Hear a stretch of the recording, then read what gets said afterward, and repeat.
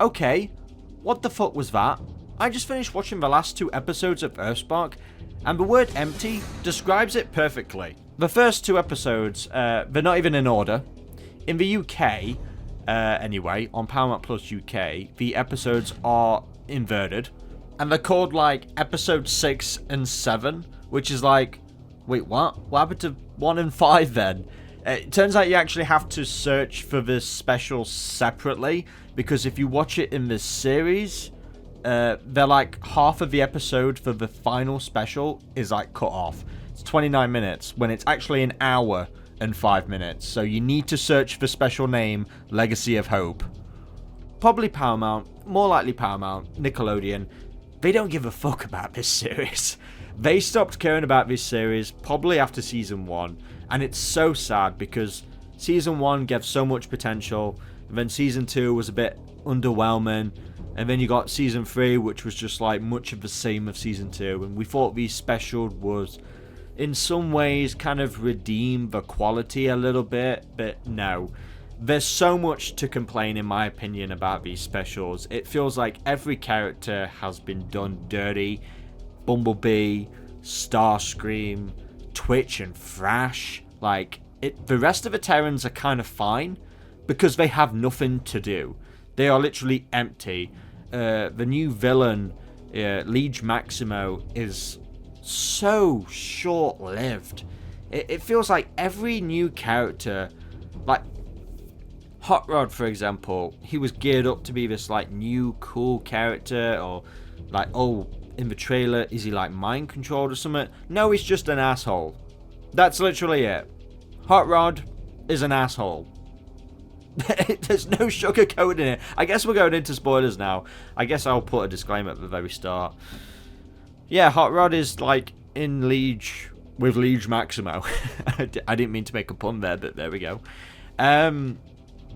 I don't have any qualms about the voice. Voice is kind of alright, you know, it's something refreshing, new. I was kind of hoping Judd Nelson, but no knocks to the new voice actor. He did a good job. It's just a shame that this new version of Hot Rod is an asshole. Also, another thing, why is Bumblebee on Megatron's ass so much? For knowing stuff on Cybertron.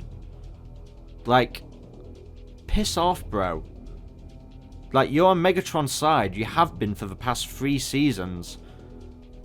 Like, how is it hard to believe that Megatron's helping? He's helping the situation. Then you've got Starscream. Oh my god, Starscream. I made an essay video that was like so optimistic about him. Because I loved this version of Starscream in season 1. It gave such like in-depth trauma. It explored the character like Armada did, but in the modern era. And then they botched it by making him just a casual villain. And then they end the episode by having Starscream get locked up and Megatron being like, I hope I never see you again. You will be imprisoned forever.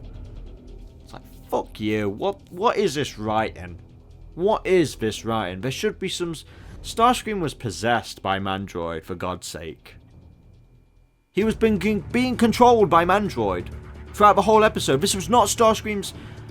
What I hoped, as I talked about in my trailer breakdown, I hoped that, kind of like similar with Megatron and Unicron in Transformers Prime, where Megatron felt the infliction, you know, by a greater evil, but it made him second guess everything he's ever done his whole life. Like, that amount of pain made him rethink his decisions, which is good. You know, it's like, yeah, Megatron's been evil for a long time, but still at the same time, Unicron is more evil. And being controlled under him, yeah, it should make you second guess your life. It really should. And I thought the same would happen with Mandroid, with Starscream, but it hasn't.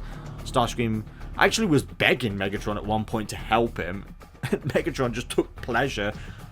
The Megatron in EarthSpark in season 1 was really well written.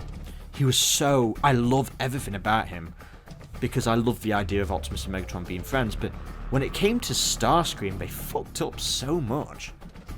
It's like... There's not even a little bit of regret with Megatron.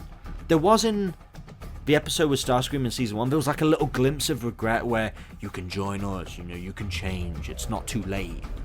And then Starscream's like, well, nothing's ever safe with you.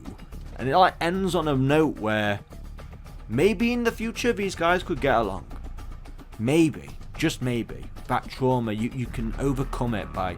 It could have just added so much psychological level. And I know it's a fucking kids show. I know it's on fucking Paramount Plus, and it's not... But it's tackled so much stuff. This series has tackled transphobia, homophobia. It's tackled a lot of heavy issues. And I feel like with this, with Starscream, it could have really have made an impactful incarnation. And it botched it.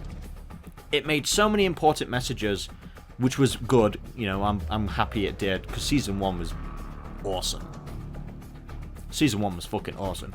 You know, I really enjoyed it. It was just refreshing for once to have them tackle these issues, but in a way that wasn't so blatant, at least from my POV. Like, I thought it was written really well, handled the situation really well. And then Season 2 and 3, it's like, right. When Season 2, I mean, I know animators have it tough nowadays, so I don't want to knock the animators for this series at all. The engine of Season 1 was apparently difficult to work with, and so Season 2 made it more easier. But it still looks good. I mean, people notice it, and that's the one thing people complain about the most about the Season 2 and 3 is the animation. I really don't think it's that much of an issue, really. In the long game, I really don't think it is. The issue is the writing, not the fucking animation, so we can forget about that. I don't even know why I brought it up, to be fair. It's just because most people talk about it, so I might as well mention it for their sake. But the animation is not the issue, because there are a lot of good shots and moments in this series, to be fair. Like, the characters still look good. They still look good. And we've got a lot more characters on screen than we have before. So that must have made the engine a lot more easier. Because with Prime, you know, only so many characters could be on screen at once. Because of the budget and everything, you know, the models were expensive. But in this series, you know, you've got characters all together at once. You know, it's very brief, but it's good. You know, it's something we've always ever wanted in this series. You know, to have Prowl, Optimus Prime, Alita 1, Mirage, you know, all these characters together. You know, Grimlock was the one character that was just fucking absent throughout all of it. Breakdown had a little bit of a moment. Oh, Optimus Prime, he's so optimistic and wise. Why the fuck are you with Liege Maximo, then? Like, oh my god. Like, why are you going along with this fucking nutjob's plan? A lot of character decisions just doesn't make sense. It's like, they always teased the idea of Breakdown switching, but they never fucking fell on it. I understand the Decepticon needs its conflict with its morals, but Breakdown has had the most incentive to fucking switch sides. I know this is like a bad rant, and I don't mean to swear so much, I apologise, but these last 2 episodes, I just finished them, and I feel so exhausted. Exhausted. I was really optimistic. We got a dirtbag Hot Rod. Even Optimus Prime in the episode is like, Hot Rod, what the fuck are you doing? What are you doing? It's so stupid. It's so... Oh, I don't want to swear so much. I don't want to swear. I'm sorry, guys. It's just disappointing. Very disappointing. Right, I guess I've babbled on enough. Let's talk about the ending. Let's talk about how it ends. For those who can actually see the ending. Yeah, so just a quick reminder. Search up Legacy of Hope on Paramount Plus. Then you'll get the full episode. Don't watch it under the series seasons. So stupid how they organised that. So, the way how it ends, how it's supposed to end, it's not just abrupt, where the characters are like split up. It's not like that. They take on Liege Maximo, who was like, not even brainwashed, he's just persuaded Autobots and Decepticons, like blamed it all on Optimus. Even though it's like, bro, it's Optimus Prime, come on. So the Autobots and Decepticons finally realise Liege Maximo's full of shit. Duh. And at one point, Megatron gets caught in the crossfire. And, like, there's a massive hole in his chest. And he dies. They full-on kill him. And to me, the scene wasn't dramatic enough for the payoff. Like, there wasn't anything that deserved that death. I'm all for Megatron or Optimus dying if it's deserved, if it's just, if it's like a crucial moment where, say if like the Moltos were about to die, say if Twitch was about to die, that kind of death, it would serve, because, you know, Megatron's always been soft with Twitch. He's always called a little bird, which I thought was adorable. He's been like a mentor. So if Twitch was about to literally die, and Megatron stepped in to save the new generation, you know, these Terrans, it would make sense, but it isn't. And Optimus doesn't even have time to grieve. He says a few words of like, oh my god, my brother, blah, blah, blah. But there's not enough time to process everything. And then you've got that rock thing that created the Terrans in the first place. I forgot what it was called, I'm sorry. And Megatron's dead. And everyone's mourning him. The music doesn't even elevate it. It's just like, he's dead. He died. Fuck you, Liege Maximo. Boom, you're defeated. And then they're like, well, this doesn't have to be the end. So they use the Ember Stone. That was it. And it heals his chest. But he's not awake. He's still dead. And everyone's like, oh, he dead then. And everyone's like, well, we put flowers down. Let's walk off into the sunset. Then suddenly Megatron awakes. And now he's like back to his old self. Which just completely destroys the arc of this character that we've watched for like 3 seasons. Like, the last minute. They decide the last 5 minutes of this series. Not even 5 minutes. Like, the last 3 minutes. They decide to revert his entire character arc. Oh, guess what? Megatron's an asshole again. Psych. History repeats itself. It was at this moment I knew they fucked up.